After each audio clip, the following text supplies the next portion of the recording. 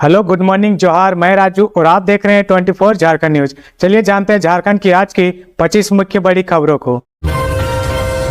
CM Hemant की मंजूरी के बावजूद 20,60,000 महिलाओं को अब तक नहीं मिले मैया सम्मान योजना के 7,500 रुपये। झारखंड सरकार की महत्वाकांक्षी योजना मैया सम्मान योजना राज्य में चर्चा के विषय बना हुआ है। एक और लाखों महिलाएं योजना के तहत एक मुश्त 3 महीने की राशि 7,500 रुपये पाकर खुशी से झूम रही है, तो वहीं दूसरी ओर लाखों महिलाएं अब भी पैसे के इंतजार में बैठी है। झारखंड कैबिनेट द्वारा सभी महिलाओं को राशि भेजने की स्वीकृति तो मिल गई है, लेकिन अब तक राशि लाभुकों के खाते में नहीं आई है। 25 मार्च 2025 को हुई झारखंड कैबिनेट की बैठक में मैया सम्मान योजना के सभी लाभुक को राशि भेजने का निर्णय लिया गया था। आधार कार्ड बैंक अकाउंट से लिंक नहीं रहने पर भी लाभुकों को बीते 3 महीने की राशि 7,500 रुपये भुगतान करने की स्वीकृति मिली थी। आधार बैंक खाता से लिंक नहीं होने के कारण शुरुआत में केवल 38,34,000 लाभुक को ही योजना के तहत 7,500 रुपये भेजे गए थे। लगभग 20,60,000 लाभुक महिलाओं को बैंक अकाउंट से आधार लिंक न होने के कारण होल्ड पर रखा गया था। अब वे सभी 20,60,000 लाभुक अपने पैसे के इंतजार में बैठी है। आधार कार्ड बैंक अकाउंट से लिंक करवाने के लिए 31 मार्च 2025 अंतिम तिथि थी। जिन लाभुक महिलाओं ने 31 मार्च तक अपना आधार कार्ड बैंक अकाउंट से लिंक नहीं करवाया है, उन्हें यह पैसा नहीं मिलेगा। कैबिनेट की बैठक में सख्त निर्देश दिया गया था कि 31 मार्च तक आधार कार्ड बैंक अकाउंट से लिंक नहीं करवाने पर लाभुकों को योजना से वंचित कर दिया जाएगा। जमशेदपुर में एलआईसी की 2 शाखाओं में लाखों की चोरी, जांच में जुटी पुलिस।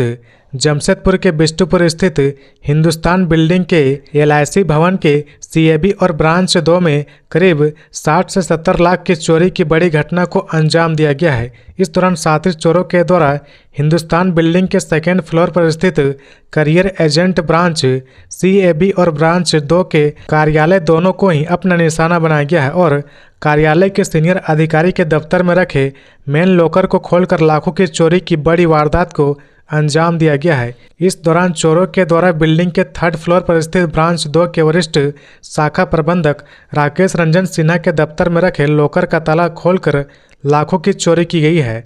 इसके साथ ही 2nd फ्लोर पर स्थित रोहित कुमार सेनापति के दफ्तर में रखे लॉकर का ताला भी खोलकर चोरों ने बड़ी रकम पर हाथ साफ किया है। इस दौरान कार्यालय में लगे तमाम सीसीटीवी कैमरे के डीवीआर को भी चोर अपने साथ उठाकर ले गए। साथ ही अधिकारियों के दफ्तर की खिड़की टूटे हुए मिले हैं। बताया जा रहा है कि मार्च का क्लोजिंग डेट होने के कारण उक्त एलआईसी बिल्डिंग के दोनों ही ब्रांच में भारी रकम मौजूद थी, जिसे चोर अपने साथ उड़ा ले गए। जानकारी के अनुसार मंगलवार को शाम 5 बजे तक उक्त दोनों ब्रांचों में प्रतिदिन की तरह कार्य हुआ। इसके बाद अधिकारी अपने दफ्तर को लॉक करके चले गए, जिसके बाद कार्यालय बंद हुआ। वहीं जब बुधवार की सुबह कार्यालय खोला तो दोनों ब्रांच दफ्तर के लॉकर खुले हुए पाए गए। 3 दिनों तक रांची समेत कई जिलों में होगी बारिश। आंधी तूफान और वज्रपात को लेकर ऑरेंज अलर्ट जारी।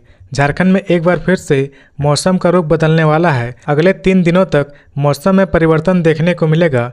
मौसम विभाग ने राजधानी रांची समेत विभिन्न जिलों में तेज आंधी तूफान और वज्रपात का ऑरेंज अलर्ट जारी किया है। इसके अलावा कई जिलों में भारी बारिश की भी संभावना जताई गई है। खासकर राजधानी रांची में लगातार 3 दिनों तक भारी बारिश और तेज आंधी तूफान चलने की संभावना है। गुरुवार 3 अप्रैल दक्षिण पश्चिम भाग के कई जिलों में 30 से 40 किलोमीटर प्रति घंटे की रफ्तार से तेज हवा और भारी बारिश की संभावना जताई गई है। गढ़वा, पलामू, चतरा, लातेहार, लोहरदगा, गुमला, रांची, रामगढ़, खूंटी, सिमडेगा, पश्चिमी सिंहभूम, पूर्वी सिंहभूम और सरायकेला खरसावां में तेज हवा और वज्रपात को लेकर मौसम विभाग ने येलो अलर्ट जारी किया है। उत्तर पूर्वी भाग में भी इसका असर देखने को मिलेगा। शुक्रवार 4 अप्रैल को मौसम और भी अधिक बिगड़ने की संभावना जताई गई है। दक्षिण पश्चिम भाग के कई जिलों में हवाओं का रफ्तार और बढ़ेगा। 40 से 50 किलोमीटर प्रति घंटे की रफ्तार से तेज आंधी तूफान चलेगी। वहीं भारी बारिश और वज्रपात को लेकर कई जिलों में ऑरेंज अलर्ट जारी किया गया है। प्राइवेट स्कूलों की मनमानी पर सरकार सख्त। 78 को नोटिस जारी, 3 अप्रैल तक मांगा जवाब। झारखंड सरकार के शिक्षा मंत्री रामदास सोरेन के गृह जिला पूर्वी सिंहभूम में प्राइवेट स्कूलों की मनमानी के खिलाफ जिला शिक्षा विभाग ने तेवर कड़े कर लिए हैं। जिला शिक्षा पदाधिकारी व शिक्षा अधीक्षक ने 78 प्राइवेट स्कूल प्रबंधकों को एक नोटिस जारी किया है, जिसमें उन लोगों से अलग अलग बिंदुओं पर जवाब मांगा है।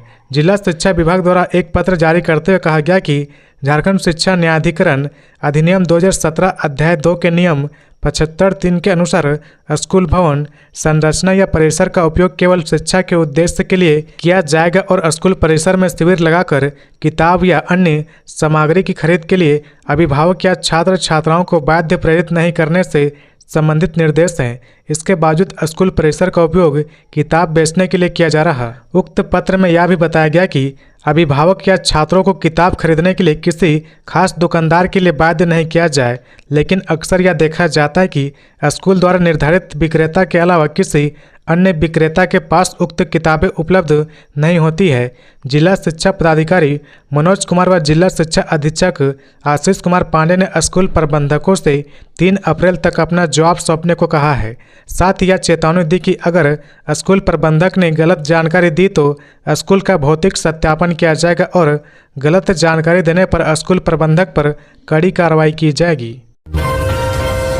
चतरा में मॉब लिंचिंग लूटपाट के आरोप में ग्रामीण ने एक युवक को पीट कर मार डाला।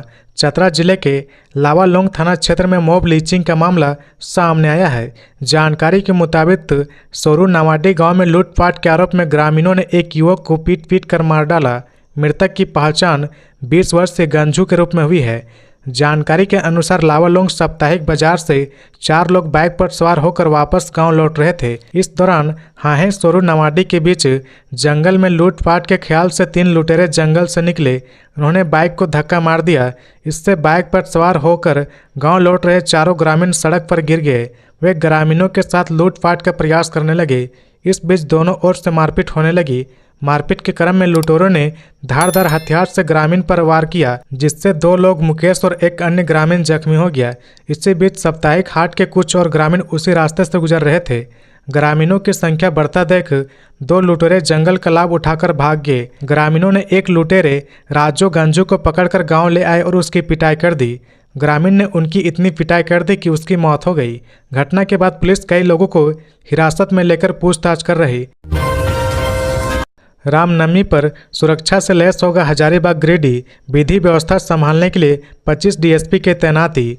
रामनवमी को लेकर झारखंड पुलिस हाई अलर्ट पर है। खासकर हजारीबाग और गिरिडीह जैसे अति संवेदनशील जिले में सुरक्षा के सभी इंतजाम किए जा रहे हैं ताकि त्यौहार शांतिपूर्ण तरीके से संपन्न हो सके। इसी कड़ी में झारखंड पुलिस मुख्यालय के द्वारा 25 डीएसपी स्तर के अधिकारी का पदस्थापन रामनवमी के दौरान विधि व्यवस्था संभालने के लिए किया गया है। झारखंड पुलिस के 20 डीएसपी हजारीबाग जिले में रामनवमी पर्व के दौरान विधि व्यवस्था की जिम्मेदारी संभालेंगे। हजारीबाग डीआईजी के पत्र के आलोक में पुलिस मुख्यालय के द्वारा हजारीबाग और गिरिडीह जाने वाले डीएसपी रैंक के अधिकारी के नामों की लिस्ट भी जारी कर दी है। झारखंड पुलिस के विभिन्न वाहिनियों से 25 डीएसपी रैंक के अधिकारियों को दोनों जिलों में प्रतिनियुक्त किया गया है, जिसमें 20 हजारीबाग और 5 गिरिडीह जिले में हुई है। बाबूलाल मरांडी ने कहा, चाईबासा रिमांड होम केस की हो उच्च स्तरीय जांच, सुरक्षा व्यवस्था में गंभीर चूक का मामला। भारतीय जनता पार्टी भाजपा के झारखंड प्रदेश अध्यक्ष बाबूलाल मरांडी ने चाईबासा के बाल सुधार गृह से 21 बाल कैदियों के फरार होने के मामले की जांच की मांग की है। उन्होंने इसे सुरक्षा व्यवस्था में गंभीर चूक बताया है। बाबूलाल मरांडी ने कहा कि चाईबासा की यह घटना दर्शाती कि सरकार राज्य में बाल सुधार गृह के नाम पर केवल खाना पूरी कर रही है। बाबूलाल मरांडी ने सभी फरार बाल कैदियों को वापस लाकर उनकी उचित काउंसलिंग करवाने और इस घटना की उच्च स्तरीय जांच कराकर दोषी अधिकारी और कर्मचारियों के खिलाफ उच्च कार्रवाई की मांग की है। बाबूलाल मरांडी ने सोशल मीडिया प्लेटफॉर्म एक्स पर पोस्ट कर कहा, बाल सुधार गृह का उद्देश्य भटके हुए किशोरों को समाज की मुख्य धारा से जोड़ना होता है, लेकिन चाईबासा की यह घटना दर्शाती कि सरकार बाल सुधार गृह के नाम पर सिर्फ खाना पूरी कर रही। जल्द से जल्द सभी फरार किशोरों को वापस लाकर उनके लिए उचित काउंसलिंग की व्यवस्था करे, अन्यथा यह समाज के लिए खतरा बन सकता है। ये बच्चे क्यों भागे और किसकी लापरवाही से भागे, इसकी उच्च स्तरीय जांच कराकर उचित कार्रवाई की जानी चाहिए। सरहुल शोभा यात्रा पर हमले से आदिवासी समाज में आक्रोश। 24 घंटे में हमलावर नहीं हुए गिरफ्तार तो उग्र आंदोलन का ऐलान। सरहुल की शोभा यात्रा के दौरान हुई झड़प के बाद आदिवासी समाज आक्रोशित है। आदिवासियों का आरोप है कि 1 अप्रैल को सरहुल की शोभा यात्रा के दौरान पिठोरिया के बालू गांव स्थित हेट बालू टोली में हुई झड़प हुई थी। इसमें पाहन को निशाना बनाया गया है। इस हमले को लेकर समाज में खास आक्रोश दिख रहा। आदिवासी संगठनों ने जिला प्रशासन को 2 टूक कहा कि 24 घंटे के भीतर हमलावरों को गिरफ्तार नहीं किया गया तो पिठोरिया रोड ब्लॉक कर दिया जाएगा। जरूरत पड़ने पर पूरे राज्य में आंदोलन शुरू किया जाएगा। इस बीच केंद्रीय शरणार्थ समिति के अध्यक्ष अजय तिर्की और कांके शरणार्थ समिति के अध्यक्ष रंजीत टोपो ने प्रशासन को 24 घंटे का अल्टीमेटम दिया है। उन्होंने कहा कि अगर हमलावरों को नहीं पकड़ा गया तो पिठोरिया रोड ब्लॉक कर दिया जाएगा, बाजार बंद कर दिया जाएगा। शरणार्थ समिति के नेताओं ने कहा कि आदिवासी समाज के लोग सभी धर्मों के त्यौहार में शामिल होते हैं। दूसरे धर्म के त्यौहार को बिल्कुल डिस्टर्ब नहीं किया जाता है, लेकिन हेट बालू में ईद के दौरान लगाए गए चमकीले पन्नी वाले झालर का डोर टूटने पर सुनियोजित तरीके से हमला बोल दिया गया। जहां यह घटना घटी वहां दूसरे पक्षों के लोगों का सिर्फ एक मकान है, फिर भी बड़ी संख्या में लोग विवाद पैदा करने के लिए लोग जमा थे। टाटा नगर चांडिल रेलखंड पर बड़ा हादसा टला। रेल पटरी के पास पलटा ट्रक। चक्रधरपुर रेल डिवीजन के टाटा नगर चांडिल रेलखंड पर मंगलवार देर रात एक बड़ा हादसा टल गया। चांडिल थाना अंतर्गत मनीकुई के समीप एक अनियंत्रित ट्रक गहरी खाई में पलट गया। ट्रक जमशेदपुर से चांडिल की ओर जा रहा था। ट्रक पलटने के बाद बीच में ही अटक गया। यदि ट्रक लुढ़क जाता तो रेलवे ट्रैक पर गिर जाता और बड़ी दुर्घटना हो जाती। इधर घटना की सूचना मिलते ही दक्षिण पूर्व रेलवे के चक्रधरपुर डिवीजन के डीआरएम तरुण उरिया रेस्क्यू टीम के साथ बुधवार सुबह 9 बजे घटनास्थल पर पहुंचे। सावधानीपूर्वक राहत कार्य शुरू किया गया। आधे घंटे के बाद खाई से ट्रक को क्रेन और जेसीबी की मदद से खींचकर बाहर निकाला गया। इस दौरान ट्रेनों का परिचालन जारी रखा गया था, लेकिन सड़क पर आवागमन अवरोध हो गया। डीआरएम तरुण हुरिया ने बताया कि इस दुर्घटना में रेलवे को कोई नुकसान नहीं हुआ है और कोई हताहत नहीं हुआ है। रेस्क्यू ऑपरेशन के दौरान सड़क मार्ग पर कुछ समय के लिए आवागमन रोका गया था, लेकिन अब स्थिति सामान्य है। डीएवी स्कूल के चपरासी के ट्रेन से टकराकर मौत। हाल ही में कराया था आंख का ऑपरेशन। बोकारो जिले के गोमिया स्टेशन के पिपराडीह शिव मंदिर के पास एक दुर्भाग्यपूर्ण घटना में एक 50 वर्षीय व्यक्ति की मौत हो गई। मोतीलाल यादव, जो स्वांग डीएवी स्कूल में चपरासी के रूप में कार्यरत थे, उनकी ट्रेन से टकराकर मौत हो गई। वह हाल ही में आंखों की सर्जरी कराने के बाद घर से बाहर निकले थे। जब वह रेलवे ट्रैक पार कर रहे थे तभी एक ट्रेन की चपेट में आकर उनकी मौके पर ही मौत हो गई।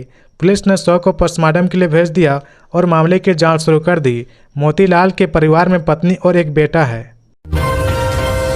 झारखंड की 19 जेलों में जेल अधीक्षक नहीं, जेलर और क्लर्क के भरोसे पूरी व्यवस्था। झारखंड की जेलों में जेल अधीक्षक नहीं है। इन जेलों की व्यवस्था जेलर और क्लर्क के भरोसे चल रही। उल्लेखनीय है कि झारखंड में कुल 31 जेल हैं। इनमें से 28 जेलों में जेल अधीक्षक के पद स्वीकृत है, लेकिन 28 में से 19 जेलों में जेल अधीक्षक ही नहीं है। जिन 19 जेलों में जेल अधीक्षक नहीं है उनमें रांची, घाटशिला, साकची, सरायकेला, खूंटी, रांची, गुमला, लोहरदगा, गढ़वा, रामगढ़, तेनूघाट, धनबाद, कोडरमा, मधुपुर, देवघर, जामताड़ा, गोड्डा, राजमहल, पाकुड़ और ओपन जेल हजारीबाग शामिल है। जेल से आपराधिक गिरोह का संचालन करने वाला कुख्यात अपराधी रडार पर। झारखंड के बाहर के जेलों में शिफ्टिंग की तैयारी। झारखंड के जेलों में रहकर आतंक फैलाने वाले शातिर अपराधी अब एक जेल में ज़्यादा दिनों तक नहीं रह पाएंगे। वैसे अपराधियों को राज्य के बाहर के जेलों में शिफ्ट करने की योजना पर झारखंड पुलिस काम कर रही है। झारखंड के विभिन्न जेलों में बंद वैसे अपराधी जो जेल में रहकर भी एक्टिव हैं, उन पर नकल कसने के लिए उन्हें दूसरे राज्यों के जेलों में शिफ्ट किया जाएगा। इसके लिए पुलिस मुख्यालय की ओर से प्लान तैयार कर लिया गया है। झारखंड के डीजीपी अनुराग गुप्ता ने बताया कि संगठित आपराधिक गिरोह के खिलाफ लगातार कार्रवाई की जा रही है। इस कड़ी में एक ही जेल में ज़्यादा दिन तक कुख्यात अपराधियों को रखा नहीं जा रहा। झारखंड के विभिन्न जेलों में उनकी शिफ्टिंग लगातार की जा रही, लेकिन अब पुलिस की योजना है कि ऐसे अपराधियों को राज्य के बाहर के जेलों में रखा जाए। गिरिडीह में बनेगा झारखंड का सबसे बड़ा सोलर हब। 170 मेगावाट का लगेगा प्लांट। कोल इंडिया ग्रिडी को सोलर हब के रूप में विकसित कर रही है। सौर ऊर्जा से 4 मेगावाट बिजली का उत्पादन कर रही सीसीएल ग्रिडी एरिया अब इस दिशा में बड़ी परियोजना लाने की तैयारी में है। सीसीएल ग्रिडी एरिया में अब झारखंड का सबसे बड़ा सोलर पावर प्लांट बनाने की योजना है। योजना के अनुसार सीसीएल की खाली जमीन पर 170 मेगावाट सौर ऊर्जा तैयार की जाएगी, फिर इस बिजली को बेचा भी जाएगा। इसकी जानकारी सीसीएल ग्रिडी कोइलवरी के महाप्रबंधक गिरीश कुमार राठौर और परियोजना पदाधिकारी जीएस मीना ने दी है। जीएम ने बताया कि झारखंड की सबसे बड़ी सौर ऊर्जा परियोजना के लिए जमीन को चिन्हित करने का काम किया गया है। वहीं CMPDI central mine planning and design institute की टीम द्वारा सर्वे का काम भी किया जा चुका है। CMPDI की टीम द्वारा रिपोर्ट की गई है। अब DPR बनेगी, इसके बाद योजना धरातल पर उतारी जाएगी। इस परियोजना का लाभ सीधे तौर पर सीसीएल ग्रिडी एरिया को मिलेगा। झारखंड में कांग्रेस खोलेगी कनेक्ट सेंटर, वॉर रूम की तरह करेगा काम। 4 अप्रैल को दिल्ली में मल्लिकार्जुन खड़गे करेंगे सीधा संवाद। झारखंड विधानसभा चुनाव 2024 में इंडिया ब्लॉक की % जीत के बाद भी कांग्रेस झारखंड में चुनावी मूड में ही दिख रही है। पार्टी संगठन एक और जहां पंचायत और प्रखंड स्तर पर कांग्रेस कमेटी का गठन करने जा रही है, वहीं दूसरी तरफ वॉर रूम की तरह रांची में कनेक्ट सेंटर भी स्थापित करेगी। पार्टी संगठन की योजना कनेक्ट सेंटर से दूर दराज के प्रखंड पंचायत तक के कांग्रेसी कार्यकर्ताओं को जोड़ने की है। इसके साथ साथ कनेक्ट सेंटर के माध्यम से पार्टी की गतिविधियों की भी अद्यतन जानकारी से झारखंड मुख्यालय और AICC को मिल जाएगी। कांग्रेस पार्टी झारखंड के साथ साथ राष्ट्रीय स्तर पर भी संगठन को मजबूत करने के प्रति इस कदर गंभीर है कि 4 अप्रैल को दिल्ली के नए कांग्रेस भवन में राष्ट्रीय अध्यक्ष मल्लिकार्जुन खड़गे 8 राज्यों केंद्र शासित प्रदेशों के जिला अध्यक्षों के साथ सीधा संवाद करेंगे। फर्जीवाड़ा से बहाल हो रहा झारखंड प्रौद्योगिकी विश्वविद्यालय रांची। झारखंड टेक्निकल यूनिवर्सिटी अधिनियम 2011 के माध्यम से वर्ष 2015 में यूनिवर्सिटी की स्थापना की गई थी। 15 जून 2017 को प्रथम कुलपति के रूप में प्रोफेसर गोपाल पाठक को नियुक्त किया गया था और वर्ष 2018 से यूनिवर्सिटी में शैक्षणिक कार्य शुरू हुआ। हालांकि लगभग 7 वर्षों के बाद भी अब तक शासी निकाय का पूर्ण गठन नहीं हुआ है, जिससे ना तो बैठकें आयोजित हो पाई और ना ही यूनिवर्सिटी के कार्यों में आवश्यक दिशा निर्देश मिल पाए। यूनिवर्सिटी के अधिनियम की धारा 16 में स्पष्ट प्रावधान है कि शासी निकाय का गठन कुलाधिपति की अध्यक्षता में और कुलपति के सदस्य सचिव के रूप में किया जाएगा। यह निकाय यूनिवर्सिटी के विकास के लिए नीति निर्धारण और कार्य योजना तैयार करने के लिए सबसे महत्वपूर्ण प्राधिकार है, लेकिन शासी निकाय के संचालन के लिए विभाग से अब तक नियमावली उपलब्ध नहीं कराई गई है। इस स्थिति में यह स्पष्ट है कि यूनिवर्सिटी का विकास बाधित हो रहा। पूर्व राज्यपाल श्रीमती द्रौपदी मुर्मू के कार्यकाल में अस्थायी रूप से कार्य परिषद और शैक्षणिक परिषद का गठन किया गया था, लेकिन यह व्यवस्था अब तक जारी है। इस वजह से यूनिवर्सिटी अधिनियम 2011 का उल्लंघन हो रहा है। इसके अलावा वित्त संबंधी कार्यों के लिए भी वित्त समिति का पूर्णकालिक गठन नहीं हुआ है और वित्त पदाधिकारी का पद भी रिटायरमेंट के बाद सेवा दे रहे पुराने अधिकारियों के भरोसे चल रहा।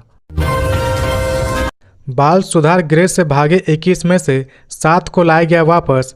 रांची से पहुंची जांच टीम।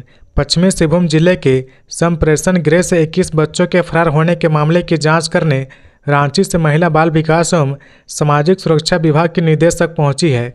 इस दौरान उनके साथ जिला के वरीय अधिकारी का एक दल भी मौजूद रहा।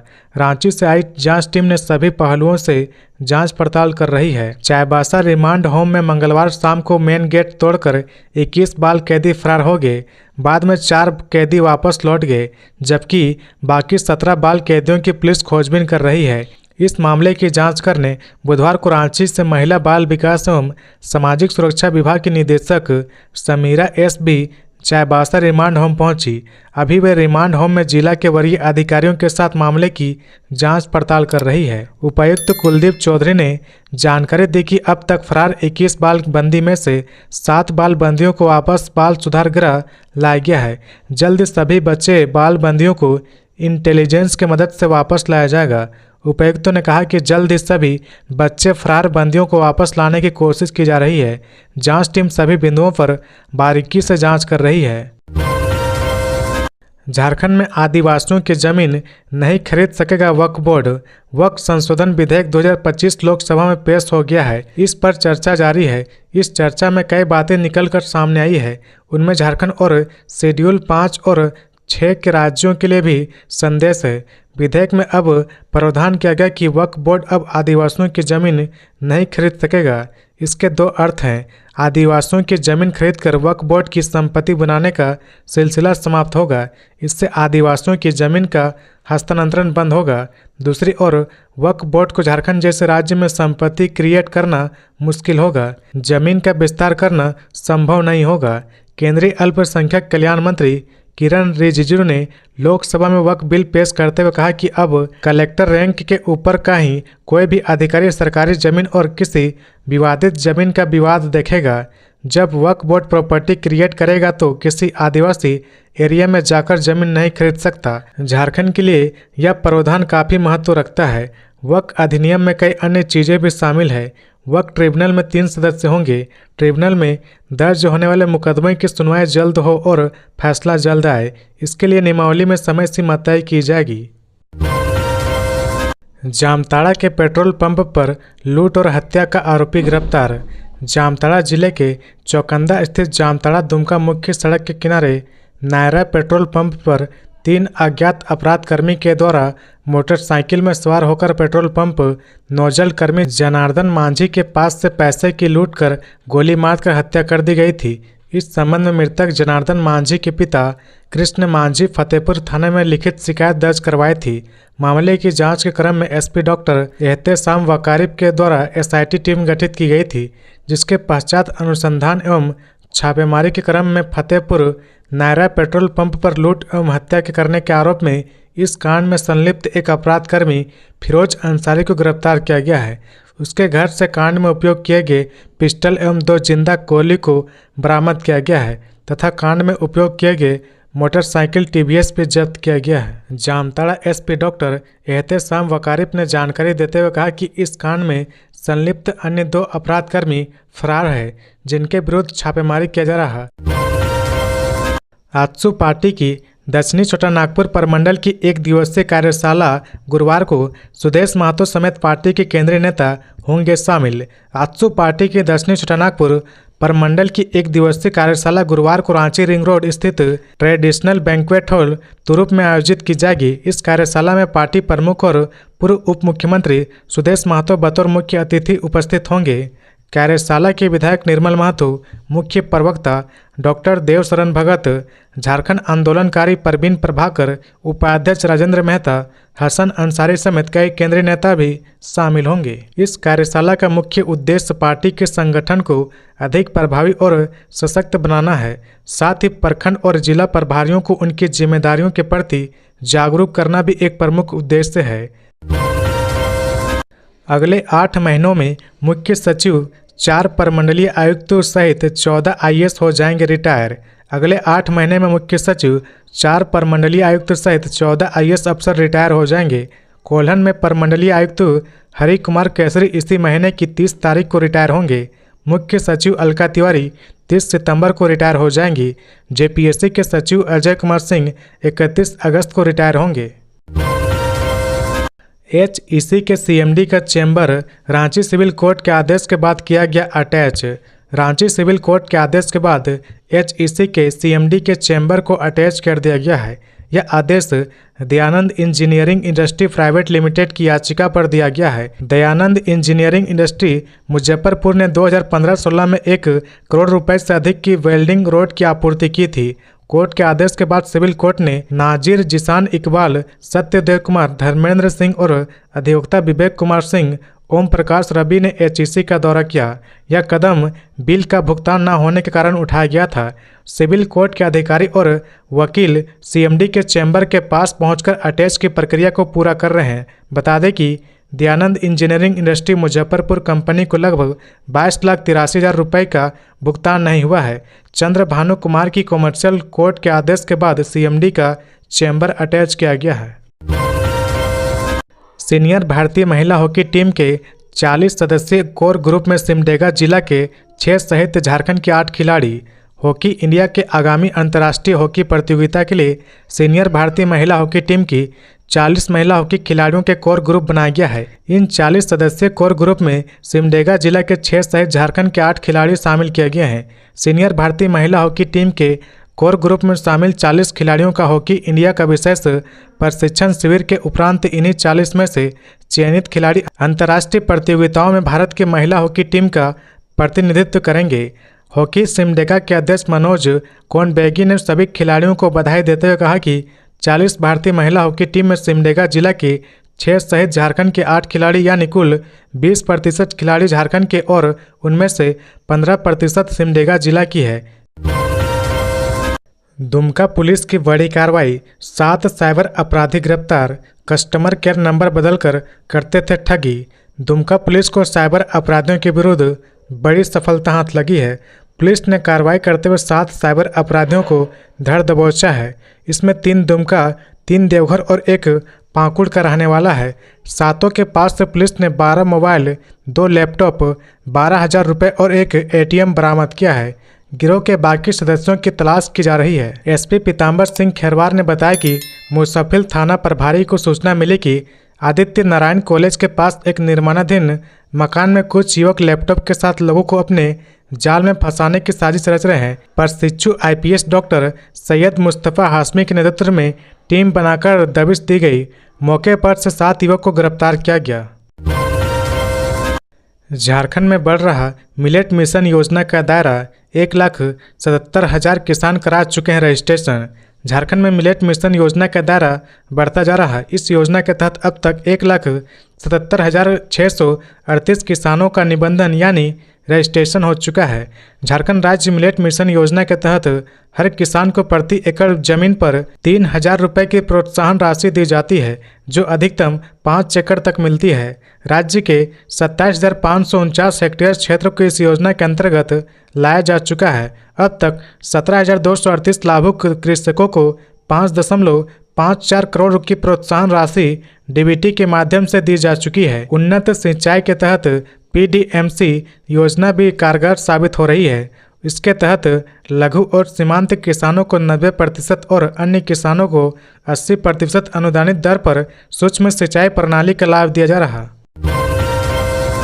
झारखंड और आदिवासी को होगा फायदा, सांसद में बोले किरण रिजिजू। नरेंद्र मोदी की सरकार ने वक्फ अमेंडमेंट बिल 2025 को संसद में पेश कर दिया है। केंद्रीय अल्पसंख्यक कार्य मंत्री किरण रिजिजू ने बुधवार को लोकसभा में वक्फ विधेयक 2025 को चर्चा और पारित कराने के लिए पेश किया। उन्होंने कहा कि कांग्रेस की अगुवाई वाली संयुक्त प्रगतिशील गठबंधन UPA सरकार ने वक्फ कानून में कई बार बदलाव किए और इसको अन्य कानूनों से ऊपर कर दिया, इसलिए इसमें संशोधनों की जरूरत पड़ी। उन्होंने संशोधनों के बारे में जानकारी दी, जिसमें एक ऐसा भी प्रावधान है जिससे झारखंड के आदिवासी को भी फायदा होने वाला है। किरण रिजिजू ने अपने भाषण में कहा कि वक्फ विधेयक 2025 में ऐसा प्रावधान किया गया है कि शेड्यूल 5 और शेड्यूल 6 की जमीनों पर वक्फ बोर्ड कभी दावा नहीं कर पाएगा। झारखंड की काफ़ी जमीन है जो शेड्यूल 5 में आती है। ऐसे में इस बिल के पास हो जाने पर झारखंड के आदिवासियों की जमीन पर वक्फ बोर्ड कभी दावा नहीं कर पाएगा। देवघर के डकायत जंगल से 10 साइबर अपराधी गिरफ्तार, फर्जी लिंक भेजकर करते थे ठगी। देवघर साइबर थाने की पुलिस ने जिले के सारवा थाना क्षेत्र के डकायत जंगल में छापेमारी कर 10 साइबर अपराधियों को गिरफ्तार कर लिया है। उनके पास से 10 मोबाइल फोन व 11 सिम कार्ड जब्त किए गए हैं। पुलिस को डकायत जंगल में साइबर अपराधियों के छिपे होने की गुप्त सूचना मिली थी। इसके बाद टीम ने जंगल में छापेमारी कर साइबर ठगी में लिप्त 10 युवक को दबोच लिया।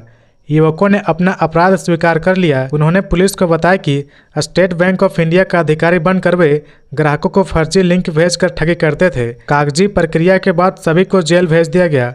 पुलिस अधिकारी ने बताया कि गिरफ्तार युवक PM किसान योजना के लाभुक को फोन कर योजना का लाभ दिलाने का झांसा देकर फर्जी लिंक भेजकर ठगी करते थे।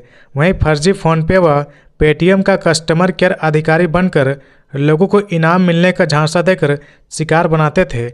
छापेमारी टीम में साइबर थाने के इंस्पेक्टर सुकांत त्रिपाठी, सारवा थाना प्रभारी संदीप कुमार भगत, साइबर थाने के SI घनश्याम गंजू व सशस्त्र बल के जवान शामिल थे। तो ये थी आज की झारखंड की टॉप बड़ी खबरें। इसी तरह झारखंड की हर छोटी सी बड़ी खबर देखने के लिए आप हमारे चैनल 24 झारखंड न्यूज को सब्सक्राइब करके बेल आइकन प्रेस कर ले, जिससे झारखंड की हर छोटी सी बड़ी खबर की अपडेट आप तक पहुंचता रहे। तो आज के लिए बस इतना ही, हमें दीजिए इजाजत, फिर मिलते हैं नेक्स्ट न्यूज में।